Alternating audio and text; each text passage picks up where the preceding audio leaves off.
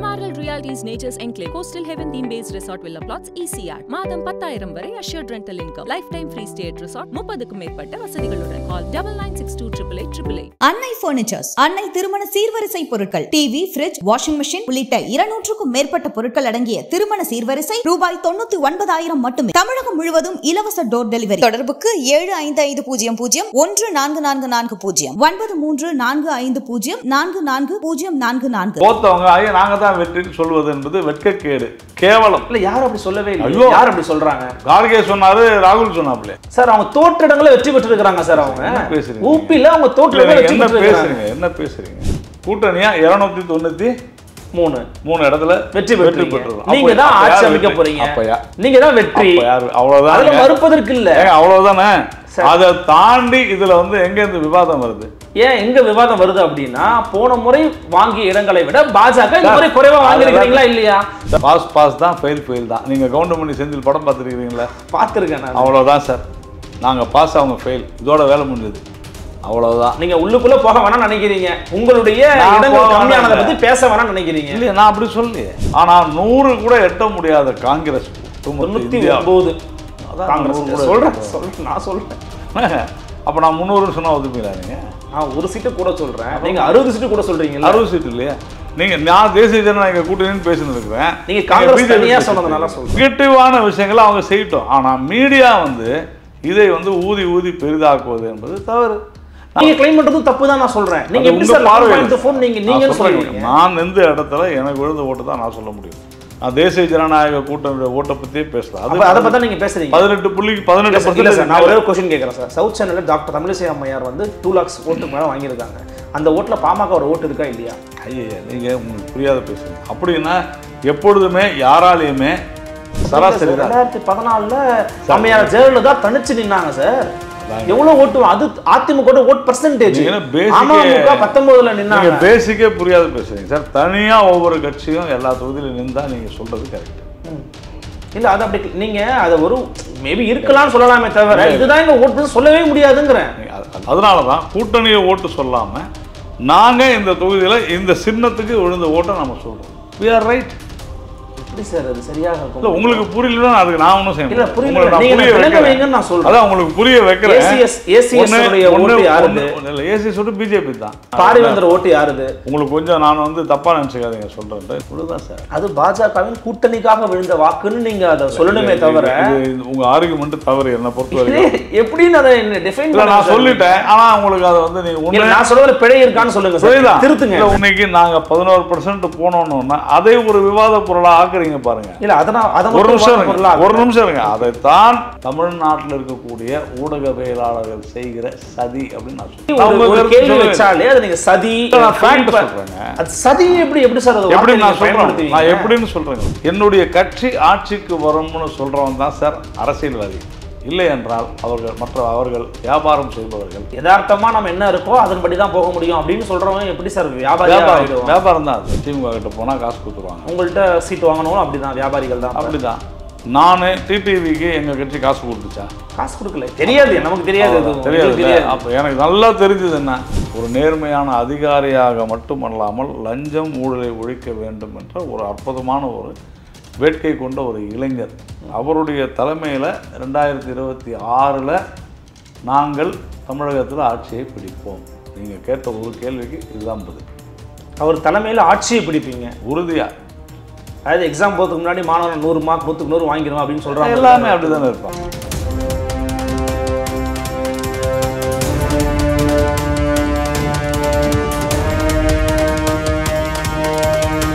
Fourth estate Tamil நேயர்களுக்கு அருள்மொழிவர்மனின் அன்பார்ந்த வணக்கங்கள். இன்று நமது ஃபோர்த் எஸ்டேட் தமிழ் ஊடகத்தில் பெருதலும் நிகழ்ச்சியில் அமர்ந்திருக்கிறார் தமிழ்நாட்டின் பாரதிய ஜனதா கட்சியினுடைய மாநில துணைத் தலைவர் திரு நாராயண திருப்பதி இருக்கிறார். வணக்கம் சார்.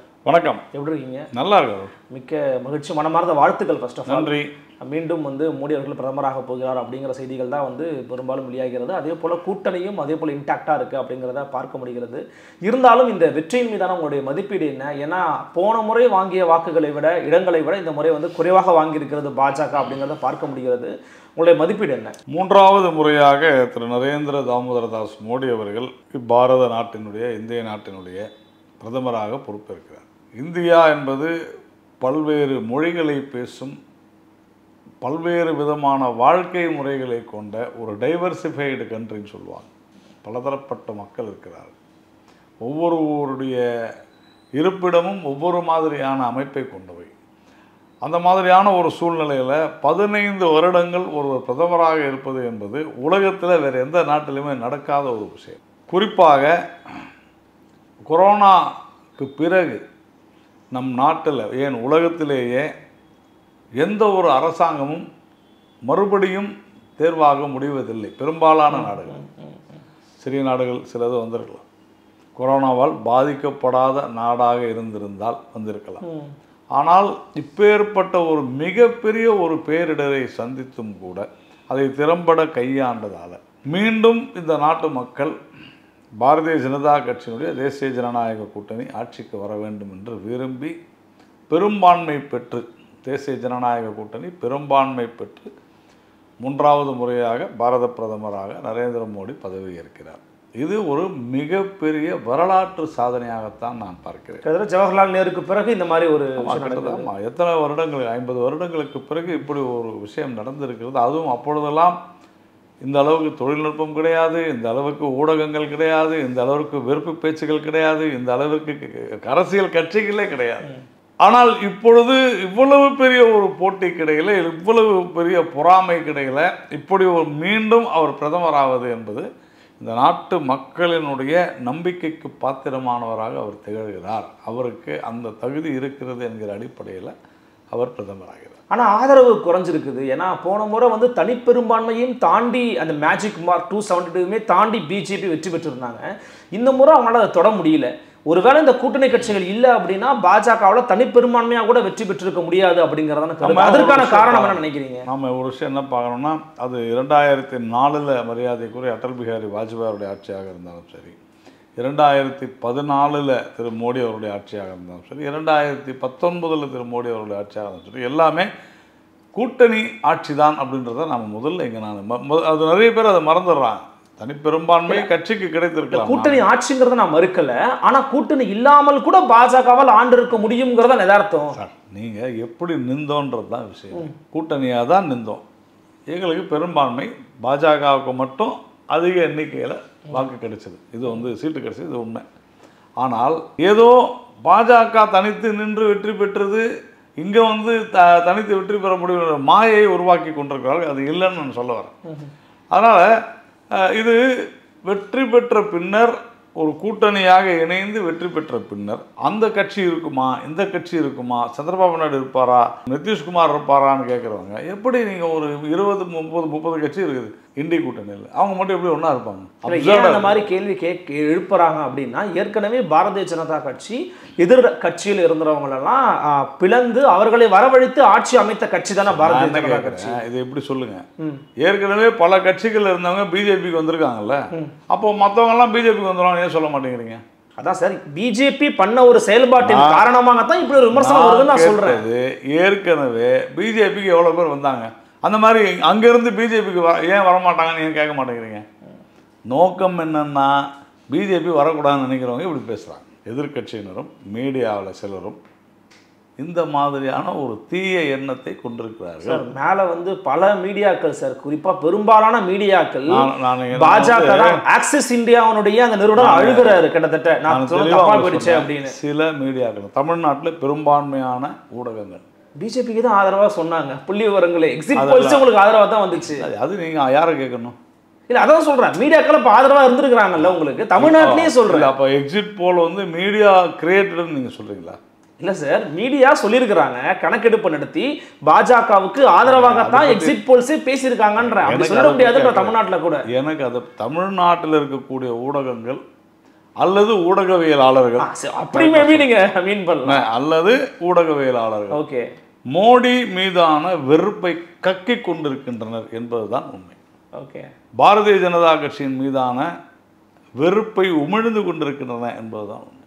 இல்லைன்னு யாராலையும் மறுக்க முடியாது. இது வந்து தொடர்ந்து நடைபெற்று வருகிற செயல். தவறான தகவல்கள், இட்டுக்கட்டிய செய்திகள், தேவையற்ற அநாகரிகமான விவாதங்கள், இது எல்லாம் இந்தியாவில் நடப்பது, மோடிக்கு எதிராக பிஜேபிக்கு எதிராக நடப்பது தமிழ்நாட்டு ஊடகங்களில் தான். இல்லைன்னு உங்களால் மறுக்க முடியுமா? நான் 100 விஷயம் அநாகரிகமா என்ன பண்ணாங்கன்னு தெரியல சார். மரியாதை இல்லாத பேசுவாங்க. நான் சொல்கிறேன், அதை தட்டி கேட்பதற்கு இங்கே யாருக்கும் துப்பில்லை. ஒரு பிரகாஷ்ராஜ் என்கின்ற ஒரு நபர் அவன் இவன் என்ற ஏக வசனத்தில் பிரதமரை பேசும்பொழுது உங்களுடைய கடமை வந்து அது இது வந்து செய்தியை போடுறது தான் எங்களோட கடமைன்னு நீங்கள் போயிடுவீங்களா? இது ஊடகங்கள் கண்டிக்க வேண்டாமா? நிச்சயமாக அங்கே இருக்கிறவங்க கேட்டிருக்கணும், அப்படி பேசாதீங்கன்னு சொல்லியிருக்கணும். குறைந்தபட்சம் உங்கள் தொலைக்காட்சியில் போடாதுருங்க. ஏன் நீங்கள் நெகட்டிவ் பப்ளிசிட்டி கிரியேட் பண்ணுறீங்க? தவறாக இல்லையாது? அதுக்கு ஒரு ஹெட்லைன் ஒன்று கொடுத்து இதெல்லாம் விளம்பரத்துக்காக பணத்திற்காக எதை வேண்டுமானாலும் செய்யலாம்ன்றது தவறான விஷயம். அதைத்தான் நான் சொன்னேன். அதனால் நான் சில ஊடகங்கள்னு சொன்னேன். நீங்கள் அதை மறுத்ததுனால தான் நான் இவ்வளோ தூரம் பேச வேண்டியதாக போச்சு. இல்லை, அது பிரச்சனை இல்லை. என்னுடைய கேள்வி இன்னும் கொஞ்சம் அடுத்த ஸ்டெப்புக்கு நான் நகரணும்னு நினைக்கிறேன். குறிப்பாக உத்தரப்பிரதேசம் வந்து பாஜகவின் கோட்டை அப்படின்னு வர்ணிக்கப்பட்ட ஒரு இடம். 14லையும் நீங்கள் தான் அதிகமாக, 10 முறை நீங்கள் தான் அதிகமாக வெற்றி பெறுறீங்க. இந்த முறை அவங்க நல்லா அவ்வளவு சீக்கிரம் வெற்றி பெற முடியல. 2014 திமுக 0 தமிழ்நாட்டில், இன்றைக்கி எல்லா தொகுதியும் எடுத்துருக்காங்க. அரசியலில் இதெல்லாம் சகஜம். பல என்ன காரணங்களில் கண்டுபிடிக்கணும், இனிமேல் தான் கண்டுபிடிக்கணும். அதனால் இது நான் யார் வெற்றி பெற்றாங்க என்பது தான் இங்கே விஷயமே. தோத்தவங்க ஐயா நாங்கள் தான் வெற்றின்னு சொல்வது என்பது வெட்கக்கேடு, கேவலம். இல்லை, யாரும் அப்படி சொல்லவே இல்லை. யார் அப்படி சொல்றாங்க? கார்கே சொன்னாரு, ராகுல் சொன்னாப்ல. ஆமா சார், அவங்க தோற்ற இடங்கள்ல வெற்றி பெற்றிருக்காங்க. உனக்கு என்ன சார்? அவங்க தோற்ற இடங்கள்ல வெற்றி பெற்றிருக்காங்க சார். அவங்க என்ன பேசுறீங்க? ஊப்பில அவங்க தோற்ற இடங்கள்ல வெற்றி பெற்றிருக்காங்க. என்ன பேசுறீங்க? ஒரு எலெக்ஷன் நடக்குது. ஓகே, ஃபெயில் ஆனவங்க எப்படிங்க நான் பாஸ் ஆயிட்டேன்னு சொல்ல முடியும்? நம்மளுடைய சிஸ்டம் என்னங்க? First past the post system தானே. எஸ். அப்புறமா யார் ஜெயிச்சது? தேசிய ஜனநாயக கூட்டணி வெற்றி பெற்றிருக்கு. இவ்வளவுதான் சார். முதல்ல இந்த தீர்ப்பை தலைவணங்கி இருக்கிறோம். இந்த தோல்வியை என்னவென்று நாங்கள் ஆராயிரம் ஏன் சொல்ல? அதை விட்டுட்டு மோடி பதவி விலக வேண்டும். கம்யூனிஸ்ட் அங்கே 2 சீட்டு கூட வாங்கல. பினராயி விஜயன் பதவி விலகிட்டாரா? ஏன்னா ஒரு முட்டாள்தனமான விஷயமா இருக்கு. என்ன பேச்சு? ஒரு மாரல் வின்னு சொல்றது நீங்க ஏன் தவறுன்னு நினைக்கிறீங்க? தப்பா சொல்றீங்க. அதோட நிறுத்திக்கிட்டாங்களா அவங்க? பாஜக தோற்று விட்டுருந்து எப்படி சொல்லுவீங்க? நாங்கள் ஒரு கூட்டணியா போட்டி போடுறோம், சரிதானே? ஓகே, கூட்டணியா 293 இடத்துல வெற்றி பெற்றுறோம். நீங்க தான் ஆட்சி அமைக்க போறீங்க. அப்பயா நீங்க தான் வெற்றி. அவ்வளவுதான், அதுல மறுப்பதற்கு இல்ல. அவ்வளவுதானே. அதை தாண்டி இதுல வந்து எங்க இந்த விவாதம் வருது? ஏன் எங்க விவாதம் வருது அப்படின்னா, போன முறை வாங்கிய இடங்களை விட பாஜக இந்த முறை குறைவா வாங்கிருக்கீங்களா இல்லையா? போன முறை வாங்கியதை விட காங்கிரஸ் கூட வாங்கியிருக்குதா இல்லையா? அதான் உங்க மாறல். அது இல்லைன்ற நான் எப்படி இல்ல? அது இல்ல சார், அது இல்ல. யார் வெற்றி பெற்றார், மெஜாரிட்டி மார்க் யார் தர்றாங்களோ அவங்க தான் சார். திரும்பி சொல்றேன், நான் உங்க வெற்றியை நான் உங்களுக்கு சொல்லவே இல்லையா? இல்ல, நான் சொல்றது நான் உங்களை சொல்லல, நீங்க சொன்னீங்க, நான் கேட்கல. நான் சொல்வது காங்கிரஸ் என்ன பேசிட்டு அவங்க பேசுனதுதான் சரின்னு நான் சொல்றேன். இல்ல, அவங்க பேசுறது சரின்னா நீங்க காங்கிரஸ் காங்கிரஸ்காரன் சொல்ல, அவங்க கூற்று நான் சொல்றேன். இல்ல, அவங்க சொல்ல, நான் சொல்றேன். இல்ல சார், அவங்க கூற்று எப்படி நீங்க டீகோட் பண்றீங்க, தவறுன்னு எப்படி டீகோட் பண்றீங்கன்னு நான் கேட்கிறேன். சொல்லுங்க சார். எப்படின்னு சொன்னா, இது ஜனநாயகத்துக்கு எடுத்த வெற்றி. எது ஜனநாயகத்துக்கு எடுத்த வெற்றி? 293ன்றது ஜனநாயகத்துக்கு எடுத்த வெற்றி, அதானே சார்? அதை விட்டுட்டு அவங்களுக்கு கிடைத்த வெற்றின்றாங்க. எப்படி அது காமெடியா இல்லை? இந்த உலகத்திலேயே தோற்றவர்கள் நாங்கள் வந்து ஜெயித்து விட்டோம்னு சொன்னது இதான் ஃபஸ்ட்டு டைம். நான் மறுபடியும் சொல்கிறேன், நான் வந்து தேர்வு எழுதுகிறேன். ஒவ்வொரு முறையும் நான் தேர்வு எழுதும் போதும் 100 மதிப்பெண்கள் பெற வேண்டும், முழு மதிப்பெண்களை பெற வேண்டும் என்று தான் நான் தேர்வு எழுதுவேன். கண்டிப்பாக. ஆனால் நான் ஒரு முறை 90 மார்க் வாங்கினேன், அப்போயே நான் தான் வந்து ஃபர்ஸ்ட் மார்க் முதல் மாணவன். நான் இன்னொரு முறை 80 மார்க் வாங்கினேன், அப்போயே நான் தான் முதல் மாணவன். இந்த முறை நான் வந்து 70 மார்க் வாங்கியிருக்கிறேன், நான் தானே முதல் மாணவன். சரியா சொல்லிட்டீங்க. எனக்கு சரியா சொல்லிட்டீங்க. ஒரு நிமிஷம் இருங்க. 35 மதிப்பெண் வாங்குறாரு, இன்னைக்கு 60 மதிப்பெண் வாங்கியிருக்காருல்ல அவரு. நான் இன்னைக்கு மாறலா முன்னேறி இருக்கிறேன்னு சொல்றாரு, தவறு இருக்கு. தப்பா சொல்றீங்க. 35 மார்க் வாங்கினவங்க 60 மதிப்பெண் வாங்கல, 10 மார்க் வாங்கினவங்க 20 மார்க் வாங்கியிருக்காங்க. இது உங்களுடைய மதிப்பீடு சார். எப்படி சார் நீங்க சொல்ல முடியும்? பாஸ் தான், ஃபெயில் தான். நீங்க கவுண்டமணி செந்தில் படம் பார்த்துருக்கீங்களா? பார்த்துருக்கேன். அவ்வளோதான் சார். நாங்கள் பாஸ், அவங்க ஃபெயில், இதோட வேலை முடிஞ்சது, அவ்வளவுதான். நீங்க உள்ளுக்குள்ள போக வேணாம்னு நினைக்கிறீங்க, உங்களுடைய இடங்கள் கம்மியானதை பத்தி பேச வேணாம்னு நினைக்கிறீங்க. இல்லையா? நான் அப்படி சொல்லலையே. நீங்க அதாவது காங்கிரஸும் திமுகவும் கூட ஏதோ ஒரு உரிமை இருக்குது. ஏன்னா ஒரு 39 இடத்துல ஜெயிச்சிருக்கிறாங்க.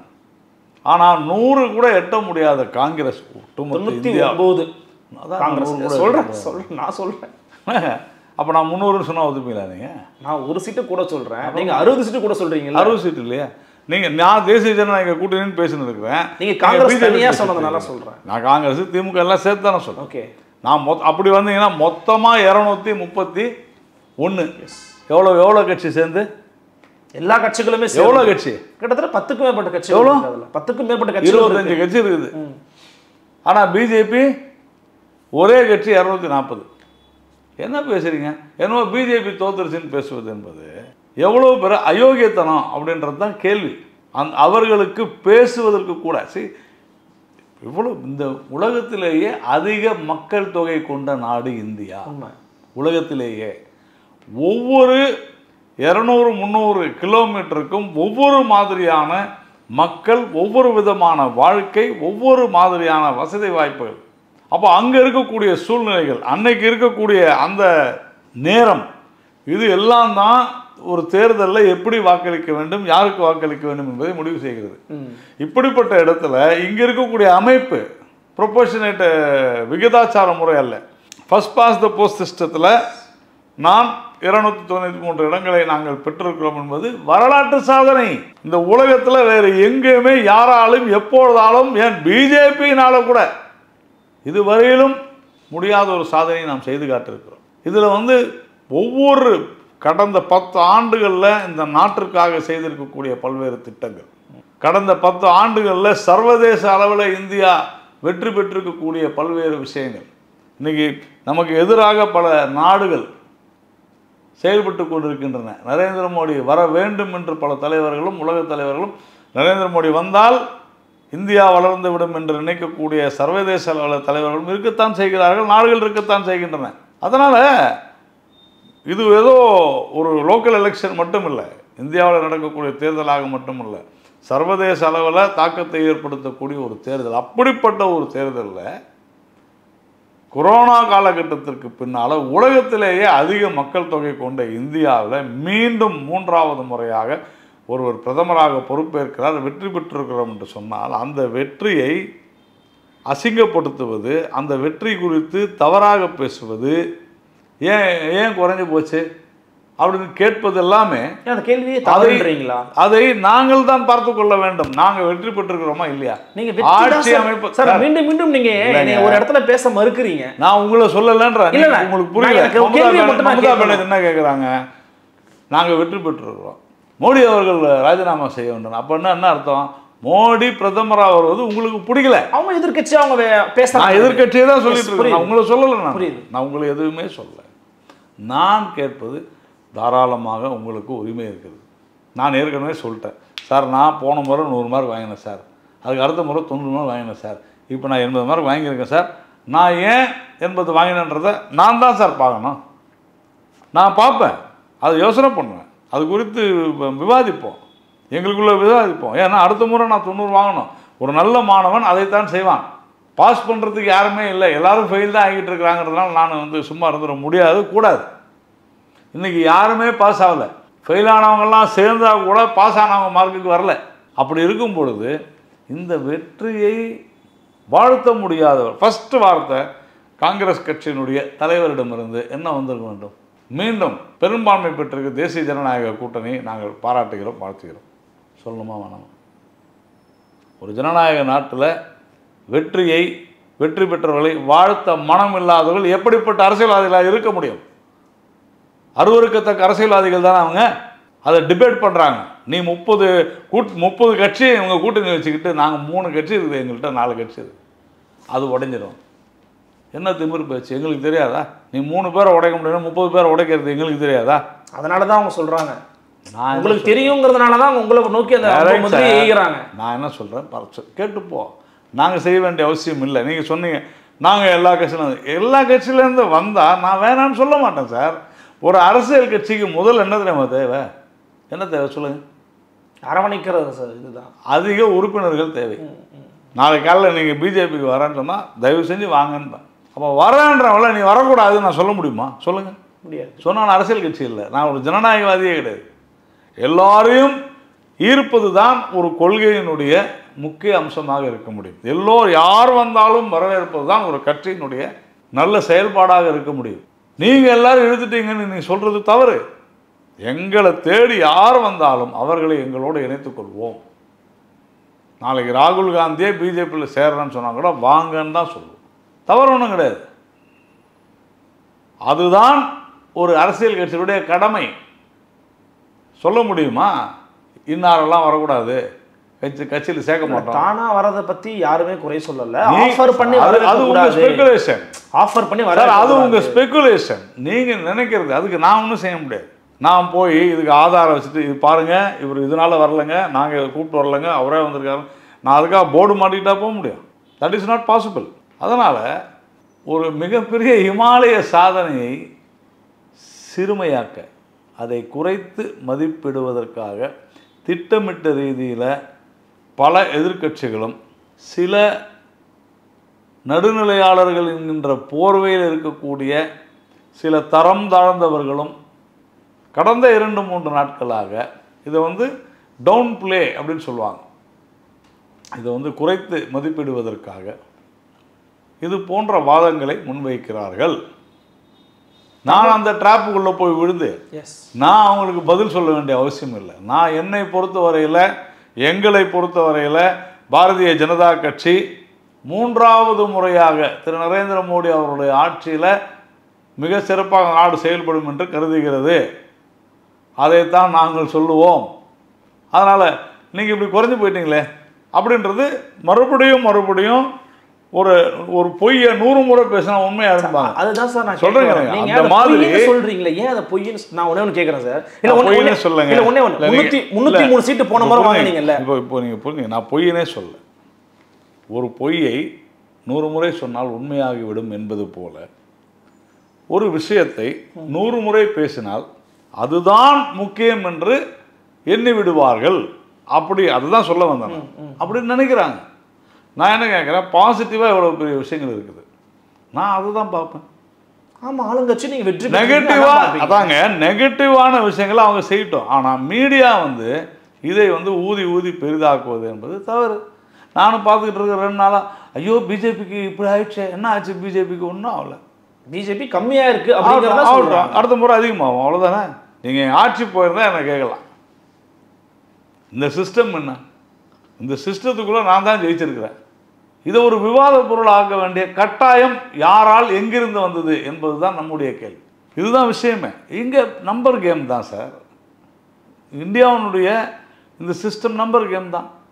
அமெரிக்காவில் அதிபர் தேர்தலில் 50.5% இல்லை 50.01 எடுப்பவர்கள் தான் ஜெயிப்பார்கள். கரெக்டா? ஆமாம். அப்போ மீதி 49%. உடனே இங்கே நீங்கள் 35% ஓட்டு தான் வாங்கிருக்கீங்க. இருக்கட்டும், நீங்கள் ஏற்றுக்கொண்ட சிஸ்டம் தானே, நீங்கள் அதெல்லாம் நம்பி தானே 70% 80% வாங்கினா மாதிரியும் பிஜேபி மட்டும்தான் 38%. என்ன நான்சென்ஸ் இது சார்? குறிப்பாக தமிழ்நாட்டில் 2014, 2019, 2024 அப்படின்னு தொடர்ந்து பாஜகவால் வெற்றி பெற முடியாத சூழல் நிலவிக்கிட்டே இருக்குது. எப்படி 2014 நாங்கள் ஜெயிக்கலன்னு உங்களுக்கு யார் சொன்னாங்க? 2014 தமிழ்நாட்டில் பாஜகவுடைய எம்பிக்கள் எத்தனை பேர்? தேசிய ஜனநாயக கூட்டணியுடைய எம்பிக்கள் 2 பேர். சார் நான் கேட்கறது பாஜகவுடைய எம்பிக்கள். ஒரு எம்பி யார் சார்? பொன் ராதாகிருஷ்ணன் அமைச்சர். ஓகே. 2019 அன்புமணி ராமதாஸ் ஒரு எம்பி தருமபுரியில் 2014. இல்லை சார், நான் கேட்கறது பாஜகவினுடைய உறுப்பினர்கள் 19ல் 14 2 பேர். சரி, அதில் ஒருவர் உங்களுடைய பொன் ராதாகிருஷ்ணன், இன்னொருவர் 19ல் எதுவும் இல்லை. நான் என்ன கேட்குறேன், இந்த கேள்வி நீங்கள் 2014 திமுக கேட்கல. சார் திமுக கேட்கல நீங்கள் சொல்லுங்க. வெற்றி தோல்வின்றது சகஜம் சார்.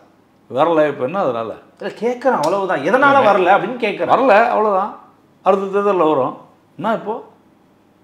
ஏன்னா நீங்க பேசுனது அப்படி இல்லை. பேசுனது கோயம்புத்தூர்ல டெபாசிட் திமுக இழப்பாங்க, தமிழ்நாட்டில் 5-6 சீட்டு ஜெயிச்சிருவோம், தமிழ்நாட்டில் 25% ஓட் பேங்கை வாங்கிடுவோம், இப்பெல்லாம் பேச்சுகள் நிறைய பேசுனீங்க.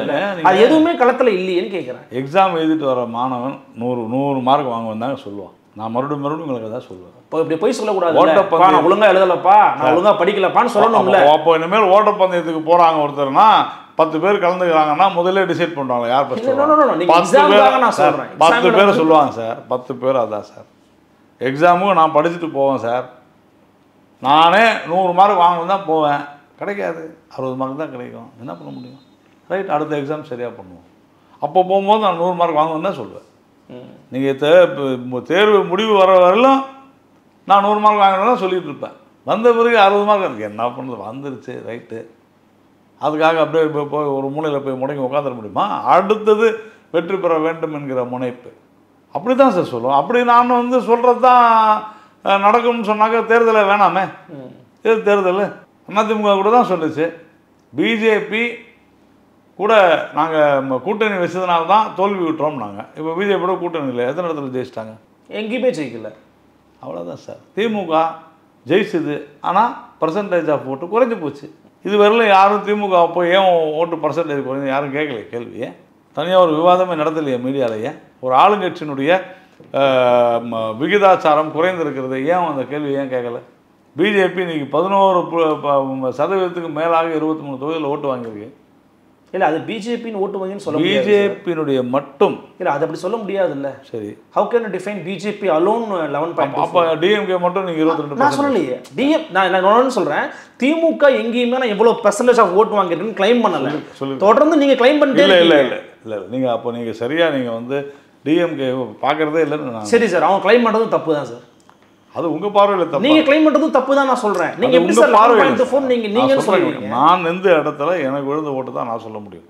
நான் தேசிய ஜனநாயக கூட்டணியோட ஓட்டை பற்றியே பேசலாம். அதை பற்றி நீங்கள் பேசுகிறீங்க. 18% நான் ஒரே ஒரு கொஸ்டின் கேட்குறேன் சார். சவுத் சென்னையில் டாக்டர் தமிழிசை அம்மையார் வந்து 2 lakhs ஓட்டுக்கு மேலே வாங்கியிருக்காங்க.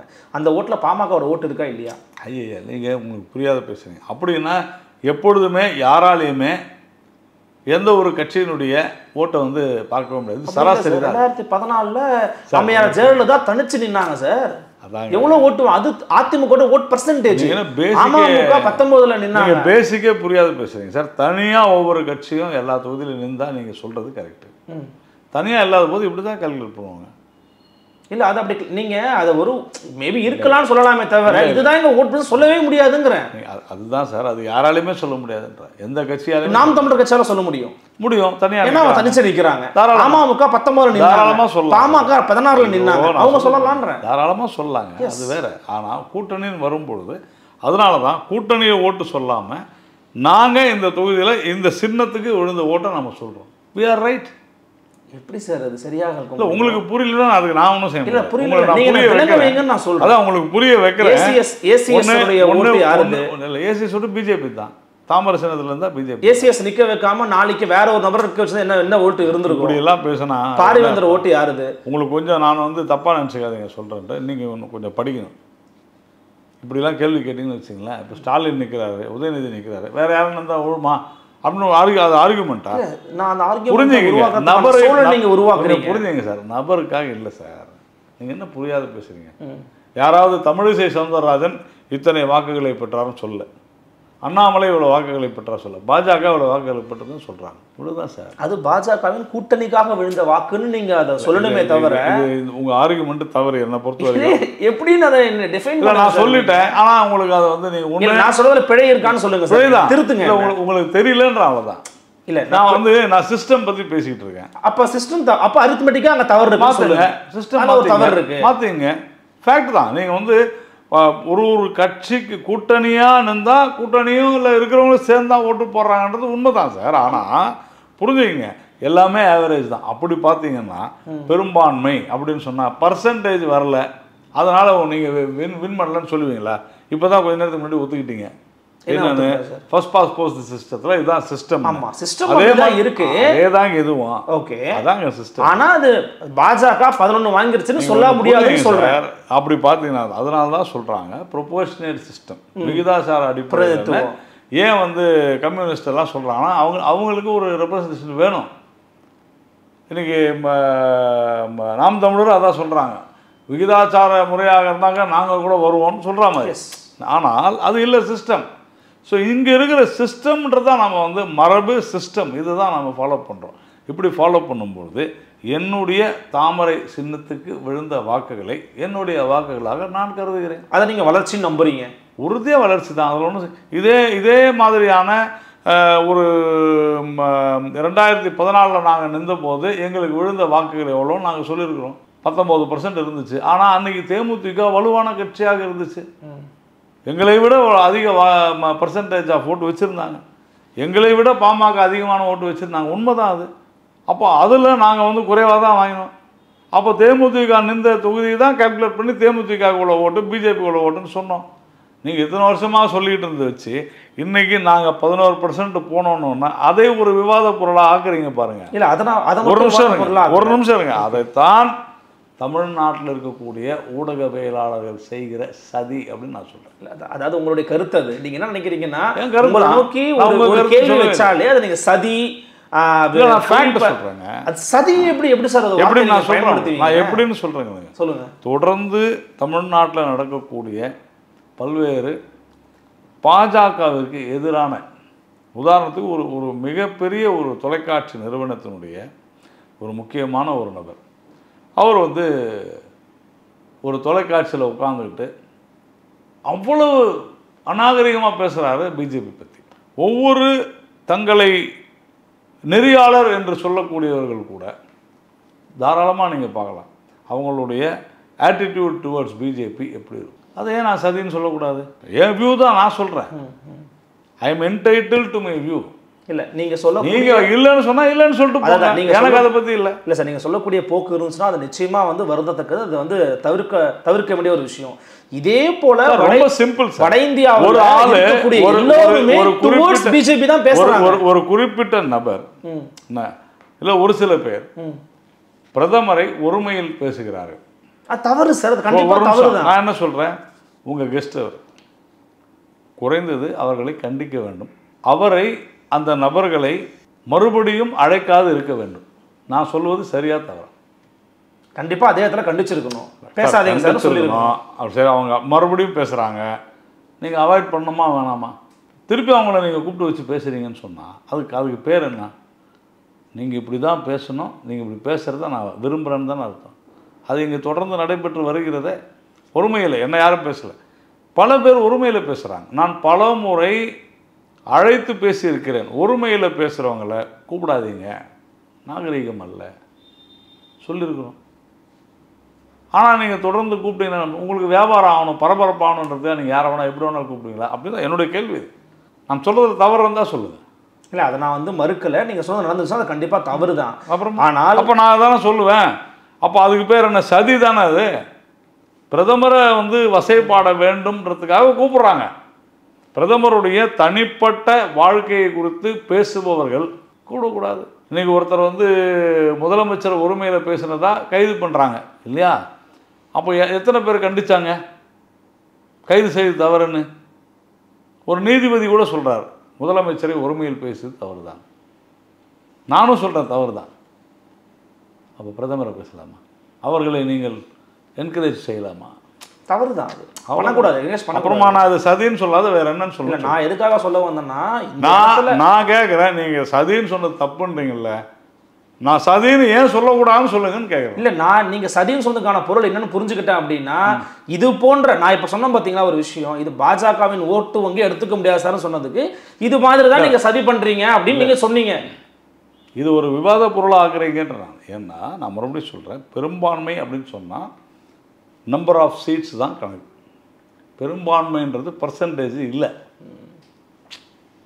பர்சன்டேஜ் 50% தான்னா தான் பெரும்பான்மைன்றது. அது வேறு சிஸ்டம். அப்படி இருந்தால் நம்ம ஃபேஸ் பண்ணுற எலெக்ஷன் வேறு மாதிரி இருக்கும். ஸோ சிஸ்டத்துக்குள்ளே தான் நம்ம பார்க்கணும். அப்படி நீங்கள் சொன்ன பர்சன்டேஜ் கட்சி பெற்ற ஓட்டுகளை வைத்து தான் பர்சன்டேஜ். அது சரியாக நீங்கள் கேட்குறது என்னன்னா, சார் எல்லாருமா சேர்ந்து தானே போட்டிருக்கிறாங்க, அப்போ அந்த 11% வந்து உங்களுக்கு வந்து கரெக்டாக இருக்குமான்னு கேட்குறீங்க. நான் கேட்குறது சரியா நீங்களே சொல்லுங்கள். நான் சொல்கிறேன். அதுதான் சராசரின்ற ஒரு வார்த்தையை நான் வந்து பயன்படுத்தினேன். உதாரணத்துக்கு பாமக ஒரு இடத்துல நிற்குது, அந்த இடத்துல பிஜேபி ஓட்டு வந்துருக்கும், அது வந்து பாமகவுக்கு போகும். அதனால தான் சராசரியாக அதை எடுத்துக்கிறோம். லா ஆஃப் ஆவரேஜஸ்னு ஒன்று இருக்குது சார், அதனால தான் அதை அதுதான் நான் சொன்னேன். இது சிஸ்டம். இந்த சிஸ்டமில் நாங்கள் இதில் வந்ததில் அந்த சராசரியை நாங்கள் சொல்கிறோம். ஒருவேளை அதிகமாக கூட இருக்கலாம், குறைவாக கூட இருக்கும், ஒரு சில இடங்களில் இருக்கலாம். அதனால தான் லா ஆஃப் ஆவரேஜஸ் கணக்கு போடுறோம். புரிஞ்சுங்க நீங்கள்? இது வந்து எல்லாருக்கும் பொருந்தும், பிஜேபிக்கு மட்டும் இல்லை. நானே இப்போ என்ன சொன்னேன் சார், 2014 எங்களோட தேமுதிக அதிக பர்சன்டேஜ் வச்சுருந்தாங்க, எங்களோட பாமக அதிக பர்சன்டேஜ். உண்மைதானே அது? அப்படின்னா இந்த முறை நாங்கள் 3 மடங்கு வளர்ந்துருக்கிறோம். இப்போது 5 இடத்துல நாங்கள் நிற்கிறோம், இல்லை 6 இடத்துல நிற்கிறோம் போன 2019ன்னு சொன்னால், நீங்கள் அது என்ன கணக்கு போட்டாலும் அவ்வளோ வரலையே. அப்போது யாராவது டிஸ்பியூட் பண்ணலையே, மதிமுக அவ்வளோ இடத்துல நின்றுச்சு, அதில் பிஜேபி ஓட்டும் இருக்குல்லன்னு. அது இல்லை விஷயம். நம்ம how we calculate the percentage. Normally அது பண்ண முடியாது. இப்போ திமுகவுக்கு ஓட்டு வங்கியே இல்லையா? நிரூபிக்கப்பட்ட ஓட்டு வங்கியே கிடையாது. கிடையாது. ஆமாம். அதனால தான் லா ஆஃப் ஆவரேஜ் சொன்னேன். எது இல்லையோ அப்போ நீங்கள் அங்கே லா ஆஃப் ஆவரேஜ் தான் எடுத்தாகணும். அதன் அடிப்படையில் தான் சொன்னேன். நிச்சயமாக தமிழ்நாட்டின்னு அடுத்த கட்டமான வேலைகளை இறங்கியிருக்கிறீங்க அப்படிங்கிறத பார்க்க முடிகிறது. சில பேர் சொல்லக்கூடிய கருத்துக்களாக அடுத்த தலைவராக திரு நாராயண திருப்பதி வந்து நியமிக்கப்படலாம்ன்ற மாதிரியான செய்திகள் வெளியாகி கொண்டிருக்கிறது. இதுக்காக வாய்ப்பு இருக்கா? எனக்கு நீங்கள் சொல்லி தான் இதுமாதிரி தெரியுது. அண்ணாமலை அவர்கள் ஒரு துடிப்பான இளைஞர். அண்ணாமலை அவர்கள் தமிழகத்தில் ஒரு மாற்றத்தை உருவாக்கி தமிழகத்தில் ஆட்சியை பிடிக்க வேண்டும் என்கின்ற ஒரு முக்கிய குறிக்கோளோடு இங்கு வலம் வந்து கொண்டிருப்பவர். அண்ணாமலை அவர்கள் ஒரு நேர்மையான அதிகாரியாக மட்டுமல்லாமல் லஞ்சம் ஊழலை ஒழிக்க வேண்டும் என்ற ஒரு அற்புதமான ஒரு வேட்கை கொண்ட ஒரு இளைஞர். அவருடைய தலைமையில் 2026 நாங்கள் தமிழகத்தில் ஆட்சியை பிடிப்போம். நீங்கள் கேட்ட ஒரு கேள்விக்கு இதுதான் பதில். அவர் தலைமையில் ஆட்சியை பிடிப்பீங்க உறுதியாக? அதாவது எக்ஸாம் போகிறதுக்கு முன்னாடி மாணவன் 100 மார்க் 100க்கு 100 வாங்கிடுவோம் அப்படின்னு சொல்கிறாங்க. எல்லாமே அப்படி தானே இருப்பாங்க சார். என்னுடைய கட்சி ஆட்சிக்கு வரும்னு சொல்கிறவன் தான் சார் அரசியல்வாதி. அப்படி சொல்கிற கட்சி மட்டும்தான் அரசியல் கட்சி. இல்லை என்றால் அவர்கள் வியாபாரம் செய்பவர்கள் யாராக இருந்தாலும். இது யதார்த்தமாக நம்ம என்ன இருக்கோ அதன்படி தான் போக முடியும் அப்படின்னு சொல்கிறவங்க எப்படி சார் வியாபாரம் தான் அது. இப்போது 2 சீட்டுக்கு 15 கோடி வாங்கி நிற்கிறாங்க பாருங்கள், 2 சீட்டுக்கு 10 கோடி வாங்கி நிற்கிறாங்க பாருங்கள். அவங்களாம் வியாபாரி தானே. அவங்களுக்கு they are content with what they get. இது இருந்தால் இப்போ 2 சீட்டு இருந்தால் போதுங்க, காசும் கொடுக்குறாங்க. திமுக கிட்ட போனால் காசு கொடுத்துருவாங்க. உங்கள்கிட்ட சீட்டு வாங்கினவங்களும் அப்படி தான், வியாபாரிகள் தான். அப்படி தான். நான் கொடுக்கலையே காசு. நான் காசு கொடுத்துருந்தா அவங்க காசு வாங்கியிருந்தா வியாபாரி தான். இப்போ நீங்கள் வந்து காசு கொடுத்து நான் சொல்கிறது புரிஞ்சுங்க. கம்யூனிஸ்ட் மட்டும் தான் நீங்கள் காசு வாங்கியிருந்தா அவங்க வியாபாரிங்க. காசு கொடுத்துருந்தா நான் வியாபாரி. காசே கொடுக்காம கூட போய் நின்று இருந்தா இப்போ டிடிவியால தமிழ்நாடு முழுக்க போக முடியாது. அதுதான் உண்மையான கூட்டணி. அதான் அவரை போய் வியாபாரின்னு சொல்லுவீங்க நீங்க. அப்போ அவர் யதார்த்தத்தை புரிஞ்சுக்கணும் கூட கூட்டணியில் வராரு. நான் வந்து பணத்தை பற்றி பேசும்பொழுது நீங்கள் வேற எதுவும் பேச முடியாது. நான் டிடிவிக்கு எங்கள் கட்சி காசு கொடுத்துச்சா? காசு கொடுக்கல. தெரியாது, நமக்கு தெரியாது. தெரியாது. அப்போ எனக்கு நல்லா தெரிஞ்சது என்ன, நான் சொன்னது 15 கோடி 10 கோடி அது வியாபாரம் தான். பின்ன வேற என்ன?